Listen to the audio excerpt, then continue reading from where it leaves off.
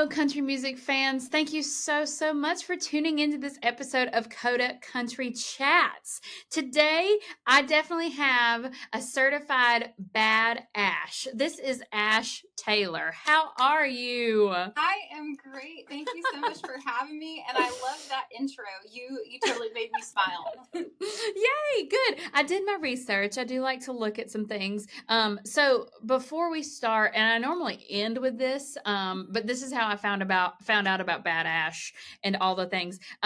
If you will, go ahead and share your social media handles, your website, just so all of the listeners out there can find you. Oh, sure. Yeah. So everything that you would want to know about me, I think even my blood type is somewhere on there is my website.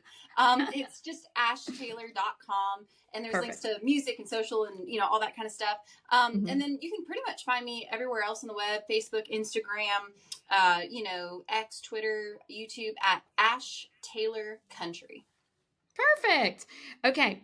And if you're looking on her social media sites or you're looking on the website, you will see that she has a new single dropping on June the 28th. This song is called Cigarette. I can't wait to hear more about it because I feel like just the one word title is like, you never know what's going to happen with it. You never know what it's going to sound like. So tell me a little bit about that song. Yeah. So, and I have to say thank you for saying that one word title thing because I had a couple things that we could call it, and I thought the one word would just intrigue people. So I'm glad to know that works. But Yes, kind of the story about that song and just kind of how it came about. I actually wrote it kind of like during the pandemic. Cool. It's like we were all locked in the house. We were kind of just doing our thing. And I turned on the TV and there was riots in the street and the world was a crazy, crazy time. And, I'm kind of just a very laid back, kind of easygoing kind of girl. And I really try not to stress out about things that I can't control, but yet still be positive and just show a difference. And that's what the song's about. It's just about when the world is basically, going down the toilet, if you will. It's like, I'm just going to sit, I'm going to smoke a cigarette, just watch it all burn from my front porch. Like, try to take it easy and just kind of let these things roll off because you just can't change things. You can't control them. So that's kind of where the song came about. I wrote it with a great singer-songwriter in town, Kiana Myers. And it's just a very fun track, though. It was super fun. Lots of guitars, lots of energy. And just kind of a fun, laid back kind of attitude. So I'm hoping with, just things going on in the world, people will hear it and hopefully it will just make them smile and, maybe encourage them to turn off the news and instead go outside and, just sit on your front porch for a little bit. Like it will be all good. Yeah.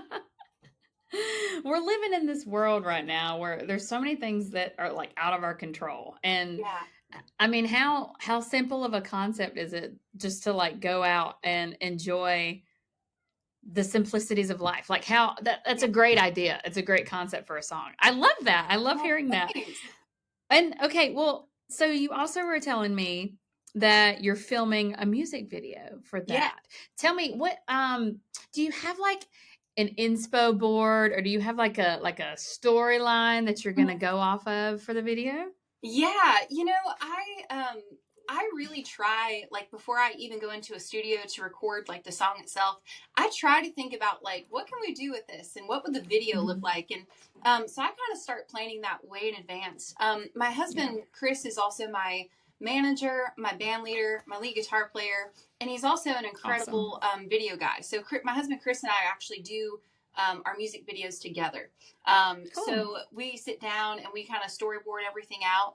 And, for this one, I don't want to give too much away, but I feel like this song, like I said, it's really just about kind of like enjoying the simple things and not really stressing too much. And I really just wanted to include a lot of different people from like different walks of life and different backgrounds and just kind of all come together and just have it be fun. And so I've never shot a music video like this before, out of the several that I've done. And so I think this will just be hopefully something fun and new and different. And I just hope that when they watch the video and they hear the song, they just laugh and they're like, great. It just makes people smile and kind of realize maybe not to take things too seriously, Right. But I'm looking forward to hearing what people say when it comes out. I think it's going to be a lot of fun and I'm looking forward to having it out there. Yeah.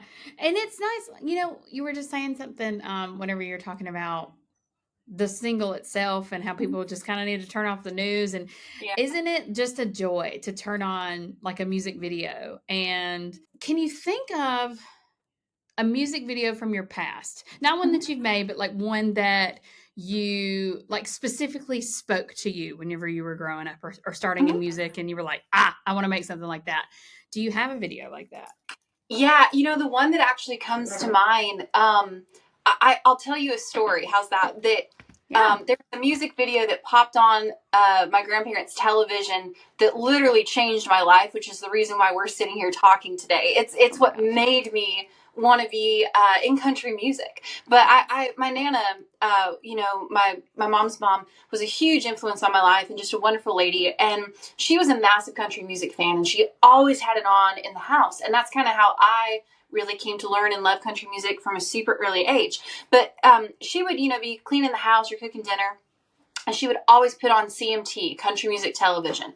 And so I kind of just grew up with that on in the background, going through everyday life with her. And there was this one day in particular, though, I was sitting there on the couch, and she had on CMT, and she was in the kitchen cooking dinner. And this thing flashed up on the screen, and it said CMT World Premiere. And I was like, well, what's this? That's cool. And this chick named Gretchen Wilson came flying off of a four-wheeler singing about being a redneck woman. And I watched that video, and it's like she came out of that TV, man, and she just pulled that kid off the couch and was like, this is what you're going to do. So I called my Nana in from the other room, and I said, Nana, that is what I want to do. And she's like, what, be a redneck? And I said, hell yeah. But yeah, I just remember that music video, and I remember her. And, I grew up with like all boys, and I'm from like, a very rural farm town, and I'm kind of a tomboy. And at the time in country music, we had so many incredible female artists, but like, I didn't look like them. I kind of, and so Gretchen Wilson and just her attitude. And then I found out that she wrote her own songs, which at the time not a lot of people were doing. So I'm like, wait, you can write songs? You can come out on a four-wheeler? You can, just, so to me, I always think of that Redneck Woman music video and just watching it and just being like, that's what I want to do. Like that's it. Oh man, that changed the game. Oh my gosh. It really did, yeah. It's so true though, because I think back at that time, like there were not a lot of women like that. They were kind of like prim, pristine, you know what I mean? Just like very much, I don't want to say like Barbie doll, but more, done up and flashy and they were incredible artists. I mean, at the time I remember like Faith Hill, and I just think Faith Hill's gorgeous, and she has the voice of an angel, and she's amazing, but I just don't maybe relate to her in the same way because, I don't really sing like that, or I don't do this. But Gretchen Wilson in a pair of cutoff jeans singing about a baby on her hip and, listening to Tanya Tucker, I'm like, that's me. That's how I grew up, and that's what I relate to. So kind of giving a voice to the girls that maybe don't fit in that same way of life. Same mold for sure. Yeah. Well, and you just like really touched on this for me, and that was kind of like where I was going with that. And we talked a little bit about how your Nana kind of brought you to country music too. From growing up, I think I read that you're from California. Is that correct? I am, yeah. Yeah, very cool. Yeah. From growing up on the West Coast, how do you feel like your experience from your home life there kind of translates into the country artist that you are today? That's a really good question. So, I would have to say, so I am from the great state of California. And I think a lot of the time, though, when people think about the state of California, they think about what they see on TV. They think about beaches. It's always sunny and 75, and there's palm trees everywhere, and we all drive really fancy cars and whatever. But there's parts of California that are that way. But where I actually come from is a very small farm town in central California called Bakersfield. And so if, anyone who's watching or listening who's never heard of Bakersfield, that's actually the birthplace of Merle Haggard. And you have Mr. Buck Owens and Dwight Yoakam. And I mean, in the 70s, it was considered the original Nashville. And so there were a lot of artists coming out of there and a huge music scene. And so that's where I grew up. And that's the kind of music that, I mean, has just been instilled in me since I was young. And so coming out here to Nashville, why it's so different. I mean, it's just day and night, the difference. I think the roots are still the same, because I think no matter, if you're into the country music genre, no matter what little subcategory it may be, it's really all about telling stories. It's about relating to people. It's about, those things. And so I don't think it matters if you come from the West Coast, if you come from Canada, if you come from wherever. I think the roots are the same. So when I moved out here, clearly I think by moving to Nashville, you're surrounded by great, great musicians and producers and stuff, and we're all just trying to create great things and put it out into the world. So I just try, though, to kind of think of like my hometown, though, and the roots of like the Bakersfield sound, as they call it, and like what is that, and how can I take that now here in Nashville and like pay homage to my hometown and my heritage and where I'm from, but also do it in my new own original way, and kind of have the best of both worlds. And so that's just kind of what I try to do with my music, so it's very usually upbeat, and there's a lot of guitars, but the songwriting and the storytelling is all right there. And even with a song like we were just talking about, Cigarette, that comes out here in a couple days.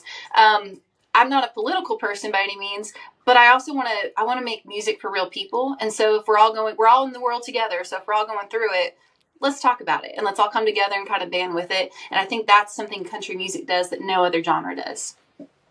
Oh man, that is so true. And that's such a testimony to the genre. You know what I mean? I feel like that's something that kind of gets overlooked, because like you said, there's really not another genre of music that is all encompassing and just really cares about the people and the stories that we have all together. Right. Well, and I really liked what you talked about with bringing your Nashville or Bakersfield sound to Nashville. I love that you gave me a really good history lesson, because I had no idea that's where Merle Haggard was from. I had no clue. Oh my gosh. Yeah. You just dropped the bomb on me. I'm happy to hear that, though, because where I come from, it's like that. We're all like, the main street in my hometown, there's like Buck Owens Boulevard, and then there's Merle Haggard Drive. And those are the two main streets. So I'm like, yeah, of course, right? But a lot of people don't. Yeah. And so it's cool to share, where I come from, though, with people, and to kind of help people realize, like, here's how this works. Like, it's great. Oh my goodness. Love doing that. Love it.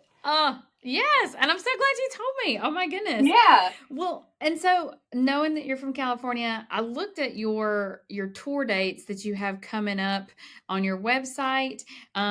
You're in California, Ohio, Kentucky, Virginia. You're all over the place. Yeah.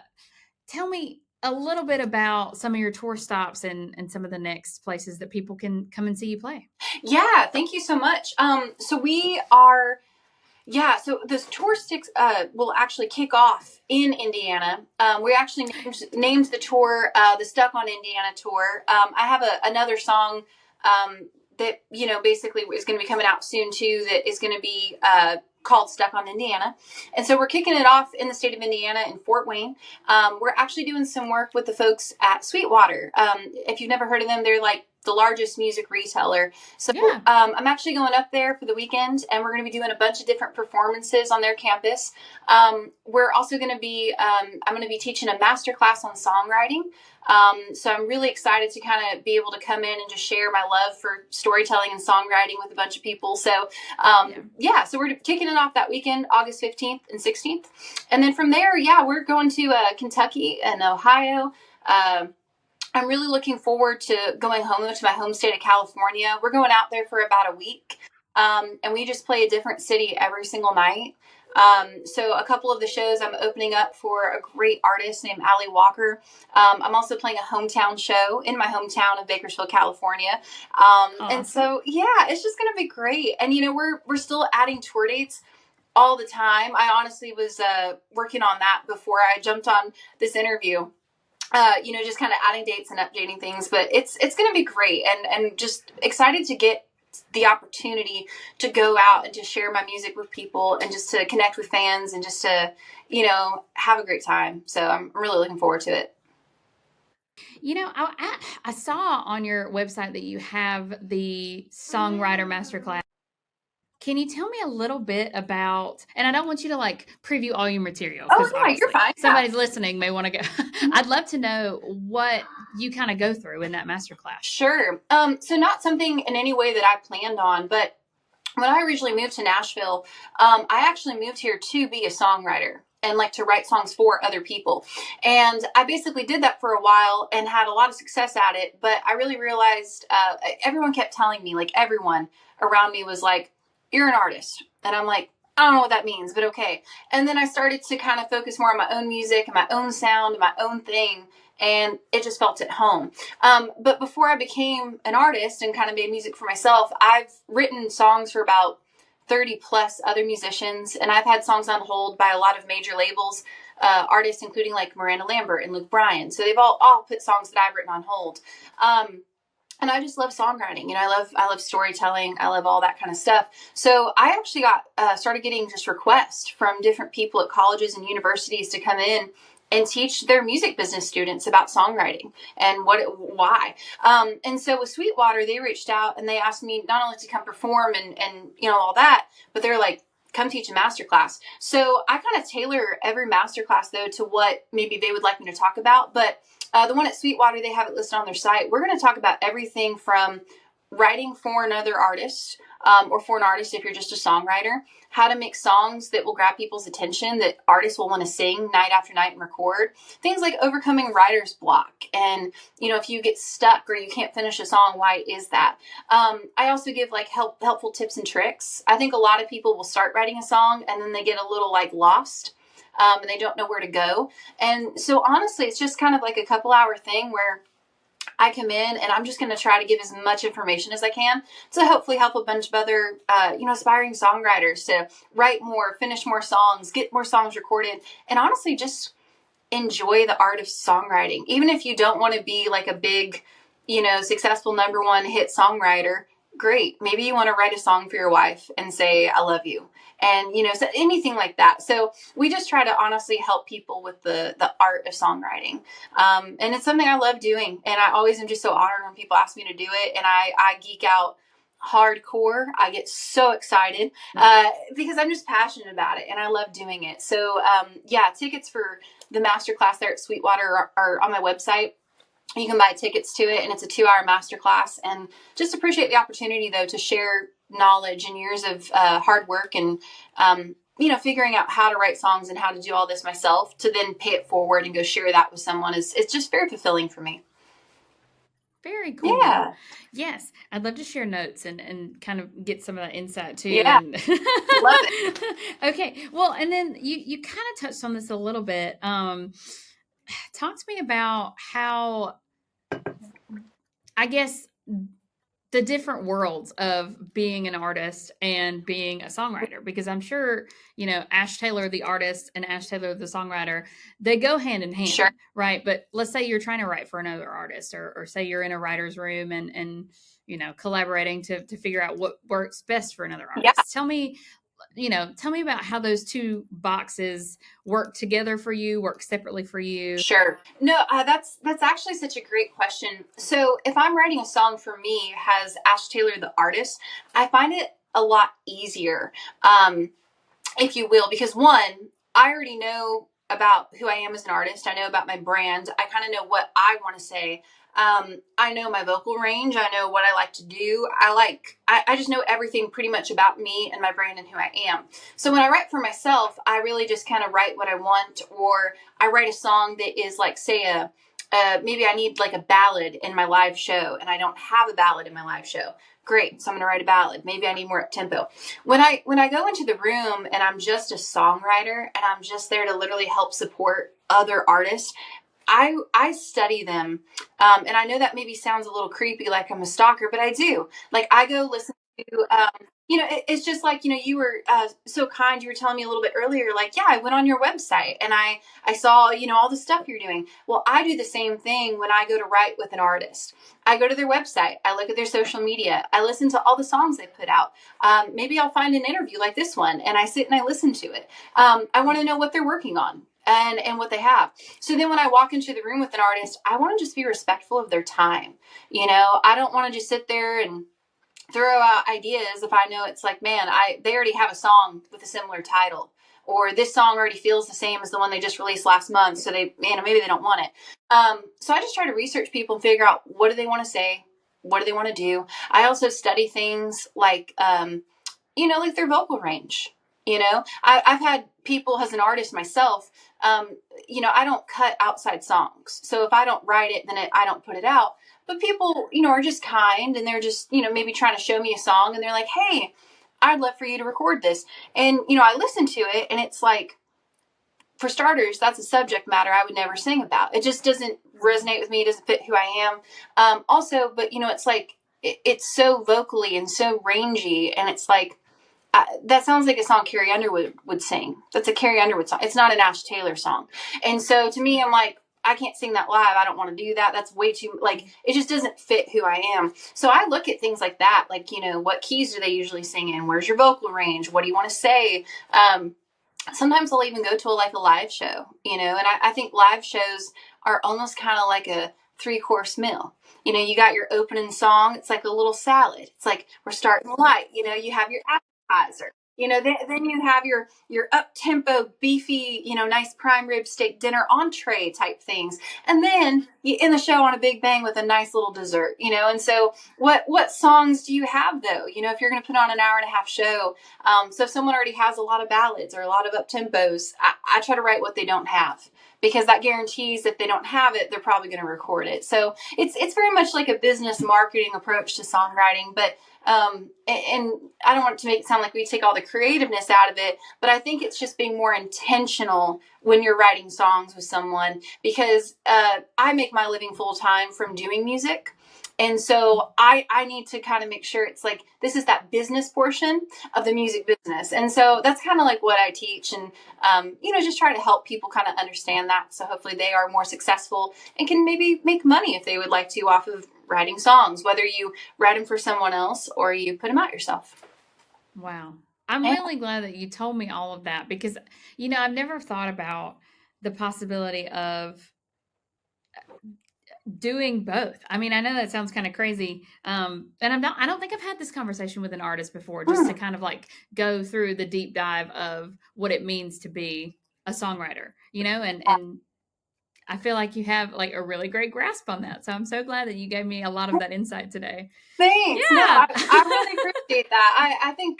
I think I'm blessed in ways, like I said, to kind of start as a songwriter first, and wrote for a couple of years with, 4 other people, and then be on the opposite side of that table and now be an artist myself. And it just kind of helps give me a good understanding. So yeah, it's a great question though. Thank you for asking it. Absolutely. Ash, this has been an awesome chat today. Is there anything else that you would like to promote, or anybody that you'd like to give a shout out to if they may be listening today? Yeah.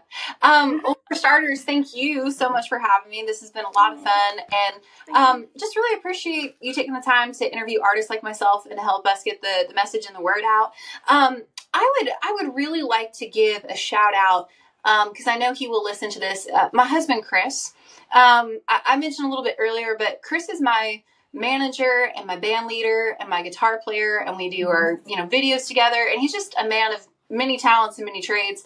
But I work so hard, and we're just trying to do so many things this year, and I'm so excited. But I just want to give him a shout out though, because he has been working so hard right alongside me to make all this happen. And sometimes I think because we're married and we do all this together that he doesn't get as much credit sometimes as I think he may deserve. So I just want to give a shout out to him. And if y'all come see us at a show, be sure to tell Chris thank you, because he's definitely helped a lot make all this possible.